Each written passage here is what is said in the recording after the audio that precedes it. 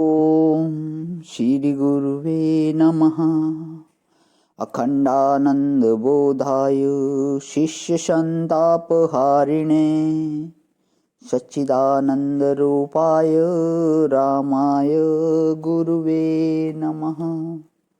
ओम शांति शांति शांति।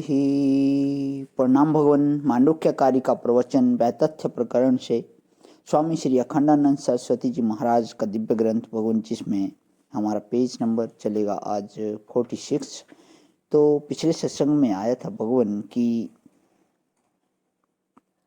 देश भेद, काल भेद, वस्तु भेद, ये सब अंतःकरण की वृत्तियों के द्वारा भासता है, और अंतःकरण की वृत्तियों को छोड़ देने के बाद साक्षी को यह सब भेद विभेद कहाँ से भासेंगे। इसे आगे कर रहा हूं भगवान। तो इसका अभिप्राय यह होता है कि साक्षी में प्रपंच नहीं है। साक्षी तो प्रपंच और प्रपंचाभाव दोनों का साक्षी है। तो जब साक्षी प्रपंच अभाव का भी साक्षी है और वही प्रपंच का भी साक्षी है, तो साक्षी में प्रपंच मिथ्या है, क्योंकि प्रपंचाभाव के अधिकरण में जो प्रपंच प्रतीत हो रहा है वह मिथ्या है। यह युक्ति है। अब आपको एक कल्पना की बात सुनाते हैं। समझो कि आपको आपके शरीर में, पेट में स्वप्न दिखता है, छाती में दिखता है, दिमाग में दिखता है। कहाँ दिखता है? यह विवेक जो खोज करते हैं उनके ऊपर छोड़ दो, परंतु सपना दिखता है शरीर के भीतर, इसमें कोई विवाद नहीं है। आप 3.5 हाथ के शरीरधारी हो और आपके दिमाग की किसी नस में स्वप्न दिखता है। उपनिषद में लिखा है कि गले की एक नस में दिखता है। उसका नाम हीता नाड़ी रखो कि उसका नाम पुरीतत नाड़ी रखो। सपना दिखता तो भीतर ही है। वैसे जागृत, स्वप्न, सुषुप्ति के लिए अलग अलग नाड़ी स्वीकार करते हैं। देखो, नाली को ही नाड़ी बोलते हैं। जैसे घर में गंदा पानी बहाने के लिए नाली होती है, रसोई बनाने के लिए जो गैस आता है वह एक नली में आता है, रोशनी के लिए बिजली आती है तो एक नली में आती है।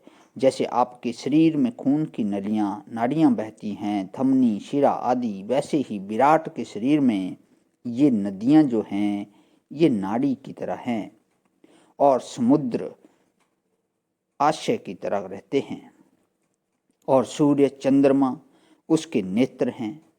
इसमें पहाड़ हैं, जंगल हैं। ऐसे संपूर्ण विश्व समष्टि जो है वह एक शरीर है, और उस शरीर में बहुत सारे जीव हैं, नदियां हैं, नाले हैं, समुद्र हैं।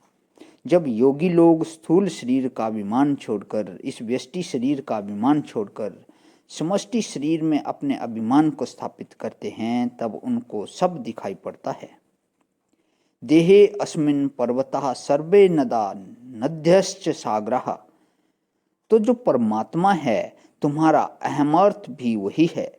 लेकिन अब देखो, हम तो यह स्वप्न देखने की प्रणाली आपको सुना रहे हैं। हमारी कल्पना का अभिप्राय क्या है? कल्पना का अभिप्राय है कि जैसे तुम अपने सपने की सब चीजों को अपने मन में कल्पित, स्थूलता से रहित मनोविलास मात्र जानते हो, वैसे हिरण्यगर्भ हम सब लोगों को, मनुष्य है, पशु पक्षी, बंबई, कलकत्ता, मद्रास, हिमालय, समुद्र, धरती, सूर्य, चंद्र, ध्रुव, ग्रह, नक्षत्र, कोटि कोटि ब्रह्मांड, सबको अपने स्वप्न में देखता है। जरा अपने तेजस को उस हिरण्यगर्भ से एक कर दो, तब मालूम पड़ेगा कि यह सारी सृष्टि स्वप्नवत भास रही है। जैसे तुम्हारे व्यष्टि के स्वप्न में नन्ना मुन्ना सपना आता है, वैसे ही हिरण्यगर्भ के स्वप्न में दीर्घ स्वप्न, इमं विधि दीर्घम वा चित्त विभ्रमम, यह दीर्घ स्वप्न है अथवा यह दीर्घ चित्त विभ्रम है। अच्छा, जब हिरण्यगर्भ होता है तो कहाँ सोता है? बोले कि ईश्वर में सोता है, तो सुषुप्ति हो जाती है। अब उस सुषुप्ति में भी कौन जागता रहता है? जो सुषुप्ति के अज्ञान का भी साक्षी है, प्रज्ञा के घनीभाव का साक्षी है, बीजात्मा सत्य के ईश्वर का साक्षी है। वह समष्टि सुषुप्ति में भी जागृत रहता है, उसको ज्ञान ब्रह्म बोलते हैं। ज्ञान कभी सोता नहीं, हमारी सुषुप्ति में भी ज्ञान सोता नहीं, और हिरण्यगर्भ की सुषुप्ति में भी ज्ञान सोता नहीं।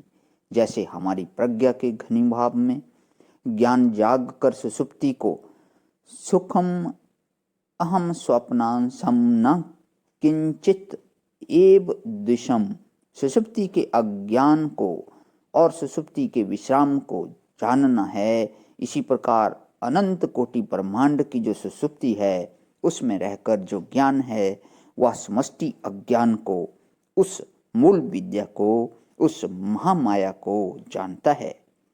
एक जीव कहो तो उसको अविद्या कहने में कोई हर्ज नहीं है, और एक जीव न बोलना हो, ईश्वर बोलना हो, तो उसको महामाया बोलो।